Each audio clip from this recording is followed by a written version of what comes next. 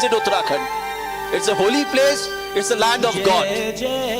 हमारे पास केवल समुद्र नहीं है, लेकिन हम आपको बाकी सब कुछ देते हैं। अगर आपको शेर की दहाड़ भी सुननी है तो आपको हमारे यहां आना होगा।